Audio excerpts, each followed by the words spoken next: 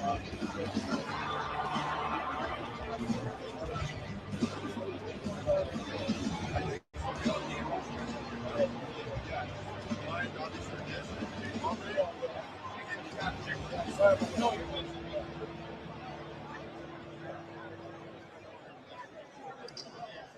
back to the Market News Desk, powered by Bitcoin Magazine. I'm your host, Bitcoin 2024, just minutes away. Donald J. Trump's historic speech of the former president speaking at a Bitcoin conference right now. We have a special guest who's no stranger to politics or Bitcoin conferences, Dr. Ron Paul, former U.S. candidate for president. Dr. Paul. Generation and people think differently about money. Many of the old-time Bitcoiners that I talked to found Bitcoin through your work, your writing, from the authors who evangelize. Can you tell us what it's like to be at a Bitcoin conference today, given all that context? Well, I think it's fantastic, and in a way, I didn't seek out 10 years ago, I'm going to promote Bitcoin steal. But I did have a precise goal, and that was to excite people about freedom, and to alert them to the dangers that we live in, and that's why I ended up in Congress, only because I spoke out, because I had no reason to just go to Congress. But the thing of it is, by alerting people to what happened, one of the things I did in the banking committee was fascinated with monetary policy, was highly influenced with August 15, 1971, when they severed the dollar, and I was convinced there'd be a lot of inflation then. So that was the one thing that impressed me. And so I got on the banking committee right away to talk about monetary policy, and things have evolved very much like I anticipated. But I'm still giving pretty much the same speech that a lot of young people came to. I just love going to the college campuses. I became influenced by them. They claim I was influenced others, but I was influenced by young people, how open they were and how independent-minded they were. And I always kid, because there's probably something here that belongs to the Chamber of Commerce. I said, I didn't do as well with the Chamber of Commerce as I did with young college kids, even in liberal universities, because I think that I'm so fully convinced that the message of liberty is so fantastic that it's a shame that we don't do a very good job. And this is something that came out of my interest in monetary policy, because I introduced a bill for competing currencies, get rid of this total monopoly of fiat money. Well, of course, when you started, there was no Bitcoin. You were simply concerned about the Federal Reserve and U.S. monetary policy. For the folks at home who maybe support President Trump or a candidate listening for the first time, what can you share about your work really lobbying against the Federal Reserve? Well, it really started early on, because probably the first year. Matter of fact, the first campaign I was in, it was in 1974, it was tokenism. But I know I could follow the literature. I said, there's something wrong with the monetary system. We should sound money, and we should look into this Federal Reserve. And I was in favor early on, to do one thing was to audit the Fed, to expose to the people how terrible it is and how they gain this monopoly power, and also to know how secretly it was done. So I was looking for openness, and there was a bill passed in the early 80s, or maybe 70s, that was called the Bank Secrecy Act. And I thought, well, that's good. I'm for bank secrecy, but it turned out it was secrecy for the government in order to look at all our banking. So I was looking for something, where the people have their privacy. So privacy has been a big issue when I did in Congress to emphasize the need, because privacy, at times they talk about it, but that's what liberty is all about, privacy. You're an individual, you can do what you want with your money. When I talk about income tax, why is it that the government gets all your money and they allow you to spend a certain portion of it? So that's all the principle of liberty. So I think this movement, which there's too much credit given to me, I had anything to do with it. But what I say is I talked about the problems that we have and how principles of liberty solve our problems. And I believe in competing currencies and bring in the Fed's monopoly. and all of a sudden, somebody interpreted that. Maybe I did, so I didn't think this up. But it's, what I love about it is a consequence of people concentrating on the principles of liberty, and so I so strongly believe in it. And I just think that we need a better effort. I work every single day to try to present the case for liberty so that the people, the average people, just wake up. And so evidently,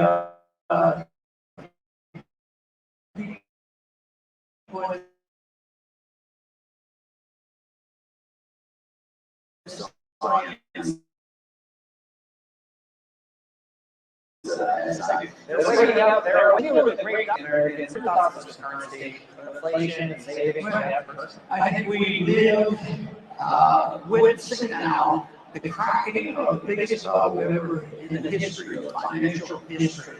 And it's been created by the number one cause, of course, is that, the inflation of the money supply and the devaluing of the currency. But I think so much with August 15th of 71, because that took and severed the last leak, led the last leak to something with a definition. And I think you have to have when they close that, I think you have to have a unit of account, morally and financially. But if you have no account, and that's what the debate and the arguments going on now. Can and will, Bitcoin be a unit of account? But I don't think there's a magic wand. I think it takes time to people understand that, so that they measure things today. Still, the majority of people still measure the unit of account as a dollar, and that's why the bubble gets bigger. But it's going to change. The bubble always ends, and it ends either by the government wising up, which they never do, spend less money with money. Is there a solution to the debt crisis that you see right now? Not under these conditions, but there is a solution to be found in freedom. So you have to realize that the government they created this problem. So, but it's going to be very hard because it's very painful to put spending. Become too many special interest groups. It's a ton of rich and poor and everybody. And you have the military industrial complex. You have domestic spending. You have foreign policy spending, and but unfortunately, it's not just been one party, it's been both parties that spend. And so I'm very independent-minded very often. Well, blame me, he did this, he did that, because to get elected so that people have responsibility too. But I think that's where the awakening now is going. People are starting to wake up. I thought there was an awakening with the COVID. When people find that, what's the people doing this to me for? And the whole thing is, people waking up, the government took over the medical care system. You gave all those directions, they were tyrants. They didn't allow us to make the medical system. And they did this in education. So it's taking over the monetary policy. The symbolic date or the real date is August 15th. And there was going to be no restraint on the federal, no restraint on special interests, no restraint whatsoever. So this is the reason why we have so much special interest and so many lobbyists in Washington, and they really run their show. Well, Dr. Paul, one of your thoughts, they were minutes away from Donald J. Trump's historic speech at the Bitcoin conference. I want to talk a little bit about your Bitcoin journey. Maybe you can tell us how your thoughts on Bitcoin have evolved in 2012 when you were running for president. A lot of young enthusiastic kids come to me with this maybe crazy idea. Well, I see it through my personal viewpoint, and that is, we already touched on this. And if you take the principles of liberty, the people solve these problems. I didn't say out and say, I understand inflation and we have to solve this problem. I think I wrote it in a or something like that. But no, you have to have freedom of choice. You have to have freedom of choice. So that's important. Otherwise, the ideas can't develop. So I have a lot of confidence in people who are allowed to make up their own mind and recognize that they own their lives, they ought to own their own money, and there's one strict rule of this almost total freedom, is you can't use violence and you can't be fraud, because if you break the rules of natural law, it's not going to work out. And that's a contest that's been going on for thousands of years, the good and the bad and the natural law. And but we are up against right now in this country groups of people that say, you guys, you don't. You believe in this truth thing. You're always seeking truth. What is right and wrong? And they actually have a philosophy. Marxism is based on it. They don't have it. Don't waste your time trying to find out what truth is, because there is no truth. So then what does that do? It opens up the door to tyranny. You know, that's what they do. They open up the force. That's where we are. And it is ending. This bubble's going to burst. The biggest question is, how are they going to survive? How will we survive? And that is what we don't know. If it isn't connected with maximizing and the understanding of liberty, it's not going to work. And so sometimes this is going through history of time. And sometimes that we'll end up getting a worse government. So if things don't come along where they decide that the principles of limited government and personal freedom, if that's not acceptable, we're all going to suffer. We always see some of the results in our cities now, with more homeless people and all this. That's the payment that is coming back. But I also say, I'm really not on this, because I do believe, when I see a crowd like this, that if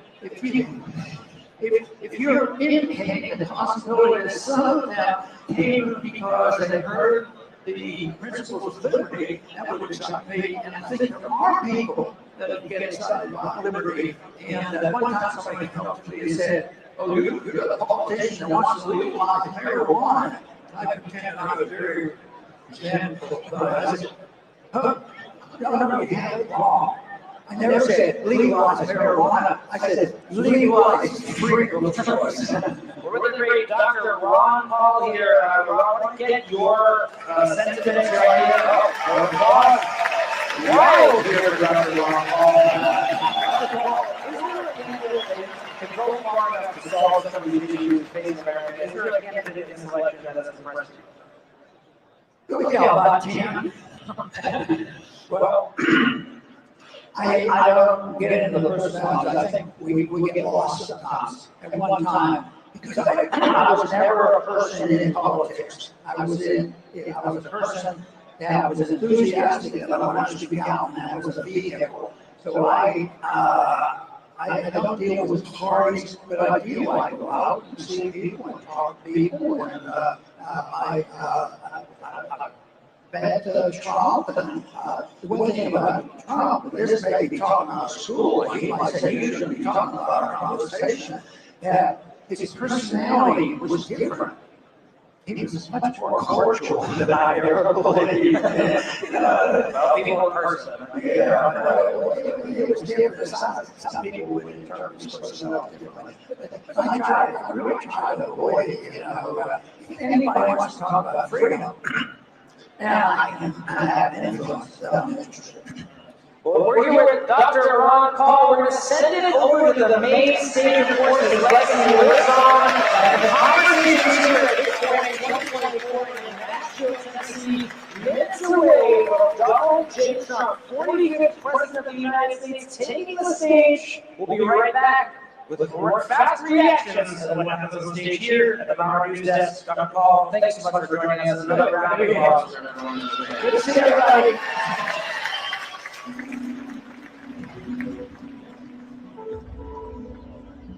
Dollar will dramatically lose its purchasing power. The more they print, the more it gets diluted. Who it's good for is the people with the tippy top. Because in order to keep the system going, they have to keep printing money.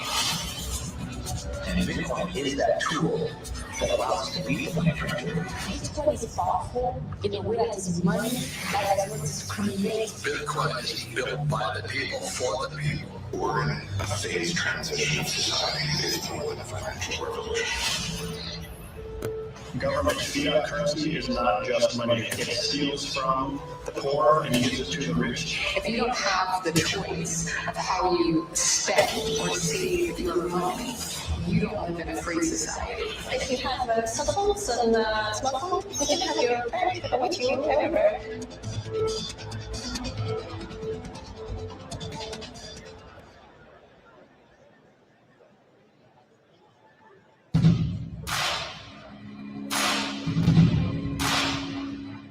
All right. Hello, hello. Hello, hello. How are we feeling? Nashville, how are we feeling? I can't hear you. Let's make some noise. That's better. That's better. We are moments away from seeing President Donald J. Trump, but before then, we have a quick announcement. I would like to tell you all, first of all, from the bottom of our team's hearts at the BTC Inc., the Bitcoin Conference, and Bitcoin Magazine, thank you. Thank you for coming to witness this historic moment. Thank you for coming to celebrate Bitcoin. We are so excited to have you here, and we're so excited as well to have you next year. We want to give you a quick video. Let's roll it. Big announcement. Next year, we are bringing the Bitcoin Conference to the American West, Las Vegas. The brightest minds in the world will converge to deliver Bitcoin history.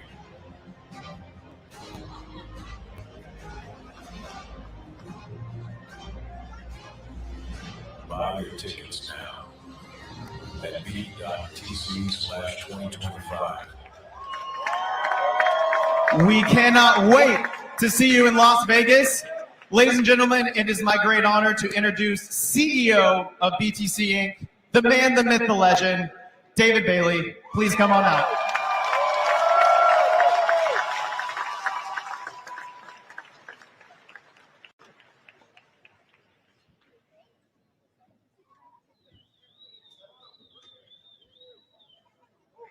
Hello. Wow. Wow. We've come a long ways in 10 years. This crowd is insane. Are y'all having fun? You know, as Dr. Paul always said, it's an idea whose time has come. Bitcoin is an idea whose time has come. So I want to thank the leadership of Donald Trump for coming out, supporting us, supporting our cause. And I also want to give him a special thanks, and I'd like all of you to give him a special thanks for committing to commute Ross Ulbricht's sentence on day one of his administration.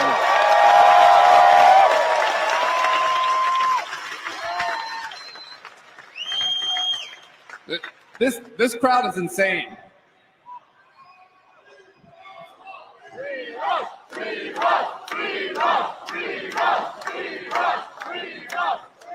Let's go. You know, I remember the first Bitcoin conference I went to.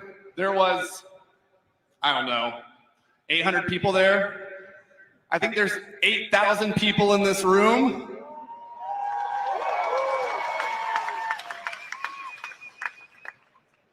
You know, this is a special moment in time. You can feel the energy here. The fact that we have 10 US senators here, we have 2 presidential candidates here. Bitcoin is the future of this country. And it's not a red party thing, and it's not a blue party thing. It's an orange party thing.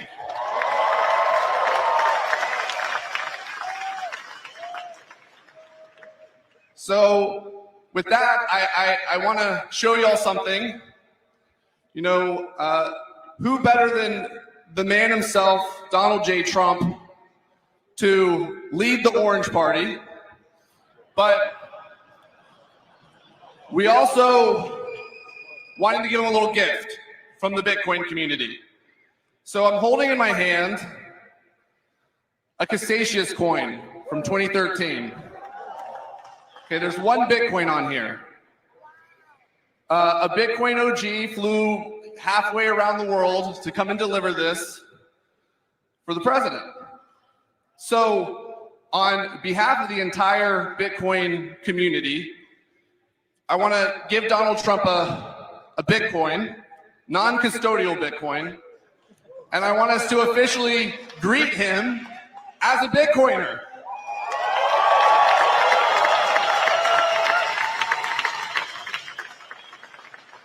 So with that, I don't know if he's ready yet. We're going to be joined by the 45th and hopefully 47th President of the United States.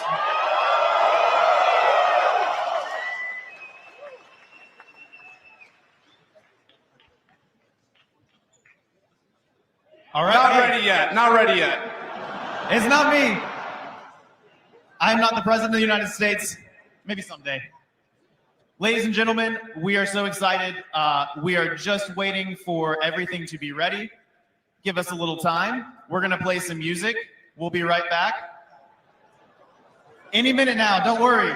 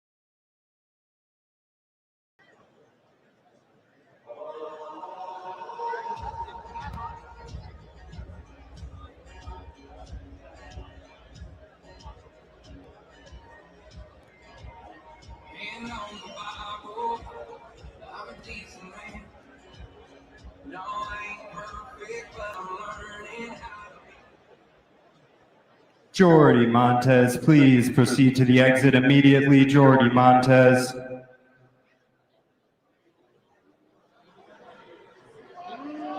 Jordy Montez, once again, please proceed to your nearest exit. Jordy Montez, thank you.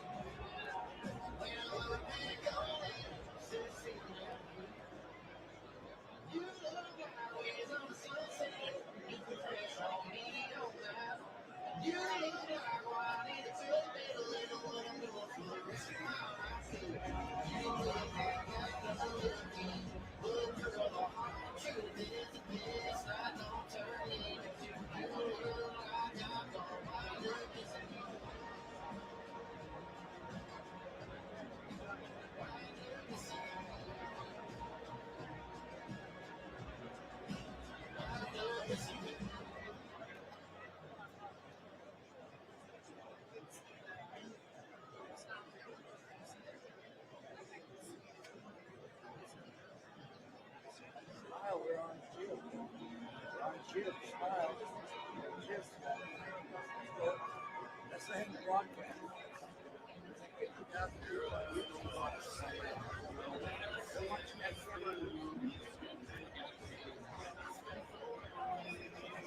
Live stream.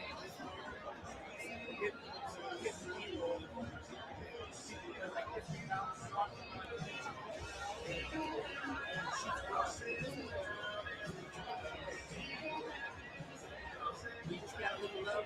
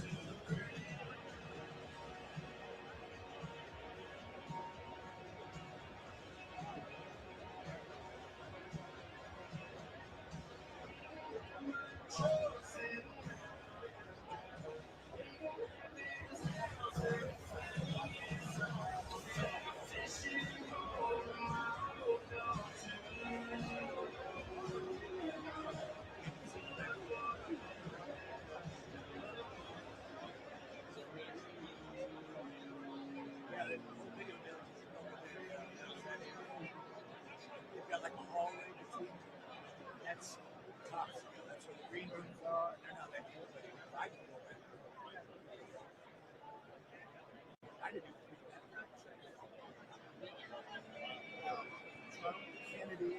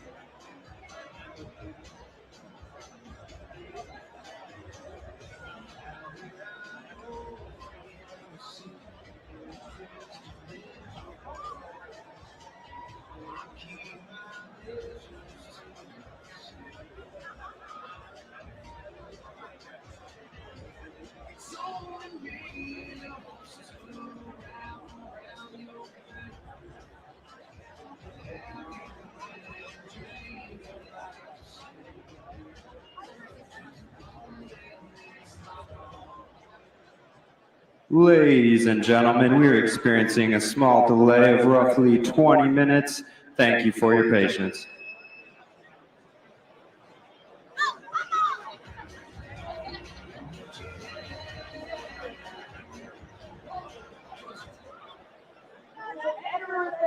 Magazine, the script is out the window. The main event of Bitcoin 2024 was minutes away. We're waiting for Donald J. Trump and potentially a special guest. Expectations are high. Strategic Bitcoin reserve potentially on the table. RFK yesterday making history with an aggressive policy plan, calling on America to stockpile 4 million Bitcoin. Saylor, Michael Saylor of MicroStrategy, making the same appeal with a new round of panelists to discuss as we await history to happen on the stage. And then Matt Odell to my left. Founder of 1031 Ventures, we've got Mr. Mike Germano, president of Bitcoin Magazine, and Hugh Gaimi. You know him as our roving reporter on the screen. He's been around the venue, talking with people, getting into the expectations, the insights, everything that's been going on. Obviously, a big announcement on stage before the waiting period that we're now entering, that Donald J. Trump is now a Bitcoiner. The Bitcoin community banding together to gift 1 Bitcoin to Donald J. Trump. Mike, your reaction to this video? Chris, I really appreciate you calling on me first as I came running over here from the main stage. Well, that's because you know what happened in the room. So, folks, one of the wonderful things that are happening here, you do not see there's a massive line that's outside because obviously 4 weeks ago we weren't even expecting to have I mean, I see the video. It looks absolutely wild. Are there people really lined up outside the block right now? Oh, there's people outside the block. The room is full. It's the capacity. You know, we had them once again do a fire code. I want to say thank you to the Secret Service that did an unbelievable job here at the event. Not only were we expected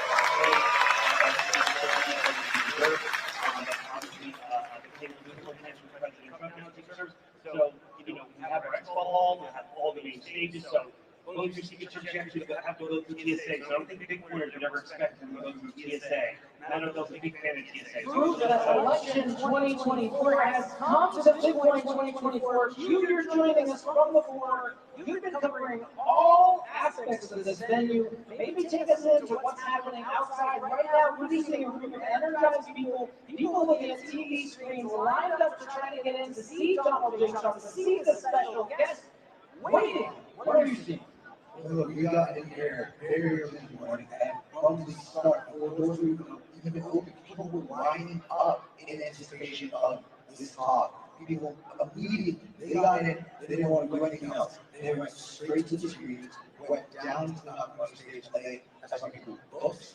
That's why people like prepared to camp to make sure that they could just stay there all day to have seats to watch this historic event. And that's why never never in any of the Bitcoin conferences that I've been to have I seen anything like this.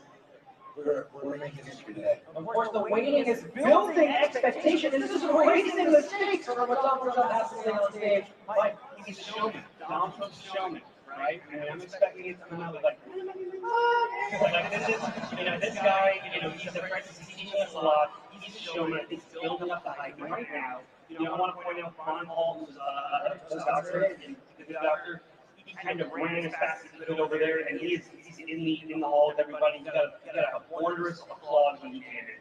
And right now, we're actually finally live tweeting broadcasts to everybody in that room. So I want to thank everybody for waiting. We are working on it. There's obviously a lot of security, which is exciting, and we are definitely not buying time up here. Well, we're really working through the issues. We're talking about the policy proposal that Trump might put forth. Of course, already a slew of public statements from Donald Trump since his reversal earlier this year on Bitcoin and cryptocurrency. Of course, his big issues: energy independence, coming out against CBDCs, recognizing that we're a growing industry and constituency, and really maybe the biggest one, he doesn't want to lose the far advantage that we might have in the international stage. Matt, why don't you take us in? I want to see the president lead us forward on the next generation of American success. I want to see America become the best country in the world to run a Bitcoin business. I want to see America become the best place in the world to be an open source developer. And I want to see America start tracking the hardest asset that the world has ever seen in a big way. Well, a lot of talk that this might really be a 1990s moment for Bitcoin, really the internet becoming mainstream during that decade, breaking through and with legislation in America, really powering economic productivity for the next decade. Q, your thoughts on how what Donald J. Trump might say on stage might compare to this time period where we know America embraced innovation and inclusivity. We are bearing witness to the game theory playing out in real time. When Jack Mallers announced El Salvador adopted Bitcoin in 2022, it was an incredible moment. The euphoria in that room sent chills down my spine just talking about it.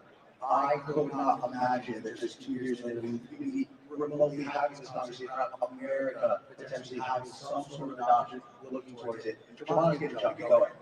The only thing I ever talk about what Trump's going to do, there's one thing that Trump needs to do.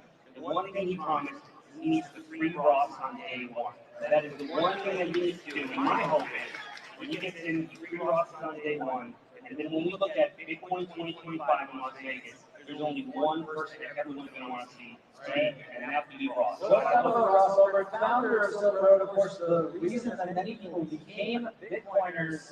Maybe Matt, you can speak to Ross and his importance to this community, why so many people champion his cause.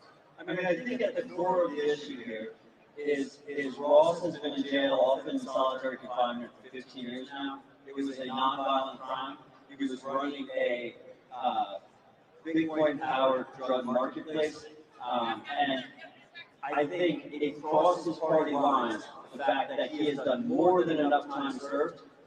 President Trump has promised to commute his sentence day one, and that's a key point there. Not pardon his sentence, not say he was not guilty, but commute it for time served. I would really like to see that. I will say that falls under the context of believing a presidential candidate's campaign promises. I will say a lot of other things President Trump can announce today, actually he doesn't even need to fulfill for it to become a self-fulfilling prophecy, which is part of the reason he makes it such a crazy moment. And the fact alone that President Trump has come down to Nashville to the largest Bitcoin conference in the world to talk about Bitcoin and talk about innovation in America is a massive achievement in itself that not enough people appreciate at this moment, but they will appreciate in 2 decades. They will appreciate in 3 decades. They will look back on it and be like, that was it. That was the paradigm shift right there. We're waiting for Donald J. Trump to take the main. This whole love affair sort of started. David, about 4 months ago, was at Mar-a-Lago. I took a picture with him. I mean, he's a nice-looking guy. He's okay. He's out here someplace. But I took a picture. It got published, Trump and David Bailey. All of a sudden, your industry went through the roof. So, David, congratulations. Whatever the hell you do, you did a hell of a job. But as well as all of the Bitcoin luminaries and legends here, you have legends in this room. They really are. Congratulations. Would the legends please stand? Oh, everyone's standing anyway. That's nice. I used to say, sit down, everybody sit down. But it's nice when they stand, including Tyler and Cameron. Do you know who that is? Winklevoss. These are great guys. They look like male models with a brain, you know? They're male models with a big, beautiful brain. Michael Saylor is here. Kathy Wood. Ron Paul and Rand Paul are here. Vivek is here. Vivek Ramaswamy. Where's Vivek? Where are you, Vivek? There he is. He's great. A man that I call Bob, but you probably know him as Kid Rock. Where's Kid Rock? Where is he? He's great. He's a good guy and a talented guy and another talented guy. He was so incredible. This one, he went and he played at the funeral of a great fireman who was killed, fire chief, killed a week and a half ago at the rally. And Billy Ray Cyrus went and played music for the family, and it was supposed to be so incredible. I've heard so many things about it. And Billy Ray Cyrus is here. Where's Billy Ray? He's around here someplace. And he's great. He's a conservative guy. Said, how did you get such a liberal daughter? How did that happen, Billy Ray? And by the way, Kid Rock was incredible at the convention. You probably saw him. You saw him? He was great. He was great. Another one, Jake Paul. You don't want to fight this guy. You know, you don't want to fight. He's got a big fight coming with Mike Tyson, but he's glad he didn't fight Mike when Mike was 19. He told me that today. But he's a fantastic guy, very talented guy in a lot of ways. Governor Joe Lombardo, who's fantastic, and we're doing well in his state. And he's going to make sure that there's no hanky-panky going on. And if that happens, we're going to win his great state. But you know who he is, and he's a fantastic governor. Senators Bill Haggerty, Marsha Blackburn, Cynthia Lummis, Tim Scott. And Tim was great. Boy, I'll tell you, he was such a strong voice for me. He was on so many shows and did such a great job during the primaries. He was incredible. I want to thank him. Special guy. They're all special people. They're warriors. Tommy Tuberville. You know Tommy Tuberville, senator from Alabama. And you have many members of Congress, Andy Ogles, Thomas Massey, John Rose, Mark Green and French Hill, and the next U.S. Senator from Ohio. I hear he's doing very well, Bernie Moreno. Where is Bernie? I hear Bernie's doing well. The great Laura Loomer. Some of you know Laura. She's a fantastic person, great woman. And a tremendous developer from New York and Florida, one of the best, Steve Witkoff, and he's got his son Alex with him today. That's an incredible family, development family. They've been supporters from the beginning. Howard Lutnick, Cantor Fitzgerald, incredible, one of the truly brilliant men of Wall Street, and a whole group of his distinguished guests and a lot of our distinguished guests. We have a lot of other people here, and I won't bother anymore. That's enough, because we have to talk about crypto. We have to talk about Bitcoin. We have to talk about all these great companies. But our country is blessed to have the extraordinary talent, energy, and genius represented in this room. It really is great genius. Not all of you, but most of you, many of you.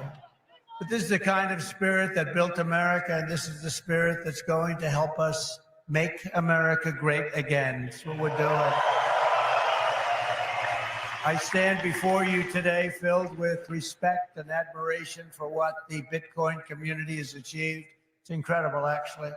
I sort of say to my sons, it's like incredible because they know so much about it. They're so aware of it, much more so than people that are a little bit older.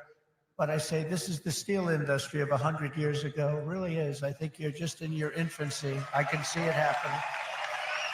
In just 15 years, Bitcoin has gone from merely an idea posted anonymously on an internet message board to being the 9th most valuable asset anywhere in the world. Can you believe that? Is that right? That's a big deal. Think of that. It's already bigger than ExxonMobil. Soon it will be surpassing the entire market cap of silver. It's not bad. How about gold? How about gold? Let's go gold. And one day it probably will overtake gold, but based on the way it's going now, it could very well be a possibility. There's never been anything like it, and I don't think you've ever seen anything like it. And most people have no idea what the hell it is. You know that, right? So what happens when they figure it out? That's going to really be something. Bitcoin is not just a marvel of technology. As you know, it's a miracle of cooperation and human achievement, and a lot of relationships that are formed. I just did a meeting, a roundtable with a lot of the leaders, and it's amazing. There's a great camaraderie. It's really interesting. There's competition, but there's a relationship, there's a friendship that's developed with a lot of these people. I noticed it. I don't usually see that too often. I see the opposite, actually. They want to get each other. They want to kill each other. These guys have a great feeling. Very smart people, too. Congratulations on all that you've accomplished. This room is amazing. The people in this room, high IQ individuals. I'm running against a low IQ individual, her. I'm not even talking about him, her. I got a low IQ individual. The reason I've come to address the Bitcoin community today can be summed up in two very simple words: America first. Because if we don't do it, China's going to be doing, others are going to be doing it. Let's do it and do it right. My vision is for an America that dominates the future. We have the best economy, the highest standard of living, the safest, the most beautiful cities. And by the way, when I say safest, our cities are going to hell right now. Our cities are going to hell. We're going to fix our cities. We're going to work with Democrats that have destroyed our cities, but we'll work with them, and we're going to get our cities back. We're going to bring our country back.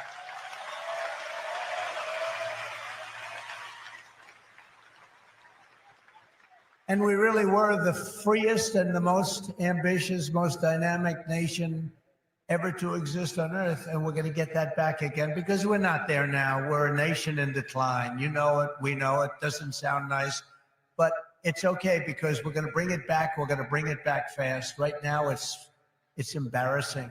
It's embarrassing what's happened. Even today, when you look at what we just said, that would never have happened if they respected our country. If we don't embrace crypto and Bitcoin technology, China will, other countries will, they'll dominate, and we cannot let China dominate. They are making too much progress as it is, and we want them to be successful. I don't want China to be successful, but we have to be the most successful. That's what's gonna happen. I want the United States to be first in technology, first in science, first in manufacturing, first in artificial intelligence, and first in space. You know, at MIT, my uncle was a professor there, Dr. John Trump. He would have fit in with this room very nicely, actually. That's why I mentioned it. And I believe he was the longest serving professor in the history of MIT. He graduated. We have a very intelligent family, actually. He graduated tremendously. I think he has 3 different degrees, but they said, would you like to stay on, John, and be a professor? Well, I've got a lot of offers, I assume he said, but I've got a lot of offers. Well, he was there for, I believe, 41 years. When I was in the White House, the head of MIT came to see me, and they presented me with a book on my uncle. He was a legendary guy in the academic world and in the world of MIT. So I understand a lot about what you're doing, and I have great respect for highly intelligent people. And you are highly intelligent. America's destiny is to lead our rivals in everything and to surrender our industries to no one. To no one. You know, some of you are involved with AI, but you also have the same thing. You need a thing called electricity. You need a lot of electricity. You know, AI needs to be really dominant And China can do it much easier. We have environmental impact statements to do, but we're going to do things that nobody thought were possible. You need tremendous amounts of electricity. You need double the electricity of the entire electricity that we have right now in the United States to dominate. And we'll get that done. Who would think we can get that done? But we're going to get it done. We'll be having power plants built at the sites. We'll be releasing people from certain ridiculous requirements. And we'll be using fossil fuel to make electricity because we're going to have to. We'll be using nuclear. We'll be doing it in an environmentally friendly way. But we will be creating so much electricity that you'll be saying, please, please, President, we don't want any more electricity. We can't stand it. You'll be begging me, no more electricity, sir. We have enough. We have enough. You know, in the Midwest, they just opened, it was very interesting. They just opened up 2 chargers, you know, a charger for the electric cars. And you know, I love Elon. He's great. He endorsed me and great endorsement and everything else. But not everybody has to have an electric car. I told him that. So we're going to get rid of that mandate, if you don't mind. Some people want gasoline-propelled cars. Some people want a hybrid. And some people like an electric car. They're great. I think they're great. I think what he's done is great. And I think he understands it. I guess he probably wouldn't have endorsed me. He knows where I am with this. But he did. And it's just like they did these chargers in the Midwest. There are 8 of them. They spent $9 billion to build 8 chargers to charge up a car. And at that rate, it would cost approximately $12 trillion to put the chargers in. Somehow that's not working. The country would have to file for Chapter 11. We'll do a chapter, you know, it's called Chapter 7 instead of a Chapter 11, but it's the equivalent. No, we have to use our brain. We have to be, we are the party of common sense, okay? We have to have common sense. But what we do have to do is we have to produce tremendous electric for AI and for all of the other things, including the things that you're doing. And we'll get it produced, and we're going to get it produced fast, or we're not going to be able to compete with China and other countries. So we're going to get it produced fast. This afternoon, I'm laying out my plan to ensure that the United States will be the crypto capital of the planet and the Bitcoin superpower of the world, and we'll get it done. If crypto is going to define the future, I want to be mined, minted, and made in the USA. It's going to be. It's not going to be made anywhere else. And if Bitcoin is going to the moon, as we say, it's going to the moon. I want America to be the nation that leads the way, and that's what's going to happen. No, you're going to be very happy with me. You're going to be so happy. You're going to say he's the greatest guy. That's why I'm proud to be the first major party nominee in American history to accept donations in Bitcoin and crypto. And they've made a lot of them, I might tell you, and I appreciate it. Since we made that announcement on May 21st, we have already raised $25 million, much of it in Bitcoin, crypto, and others that are very, very good also. But as you know, our excitement about the future of Bitcoin and crypto could not be more difficult from the approach of our opponents. Can't be, look, our opponents have gone a difficult route. They're going old-fashioned stuff. We're going to take it right down the middle. We're so different from anybody else in terms of a campaign. First of all, we understand it. They don't understand it. They are blocking your path. They're blocking your way. But I've made it a lot easier for you because the SEC has been very, very tough on you. And now they see that you've embraced me. All of a sudden, people that were under investigation, they're being let go. They say, oh, no, we don't want to do that. We love crypto. Let me tell you, if they win this election, every one of you will be gone. They will be vicious. They will be ruthless. They will do things that you wouldn't believe. But right now, because of me, they're leaving you alone. So please say thank you, President Trump. Thank you very much.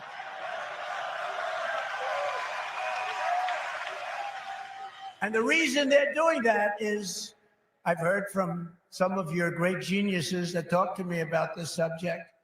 I've heard from Vivek 175 million people in some form are involved with this world of crypto and Bitcoin and all of the others, 175 million. So when they heard that, they said, let's be nice to them at least until after the election. So I've taken a lot of pressure off a lot of people. A lot of people are very happy today that about 3 months ago weren't so thrilled. For 3.5 years, is that right? Look, he just said that's right. And you know it's right. For 3.5 years, the current administration has waged a war on crypto and Bitcoin like nobody's ever seen before. For those who work in this industry, they target your banks, they choke off your financial services. Have people seen that? Yes? Yeah, they have. Plenty of hands up. They block ordinary Americans from transferring money to your exchanges. They slander you as criminals. But that happened to me too, because I said the election was rigged. He said the election was rigged. He should spend the rest of his life in jail for making that statement. Of course, they say it about us and it's okay, right? No. And by the way, we're doing very well in the election. We lost a candidate recently, crooked Joe Biden.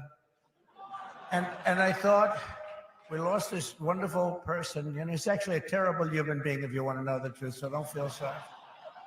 And we have he's a worse human being. And I sort of made an analogy last night. Last night, think of this, I was speaking in front of a very powerful and very strong, very religious group, Christians, evangelicals, Christians. And then today I come in front of Bitcoin, and now I'm going to Minnesota to do a rally. You think my life is so great, don't you, huh? But I cover a lot of territory. I go from religion to Bitcoin to a rally. And I don't get it mixed up like other people do.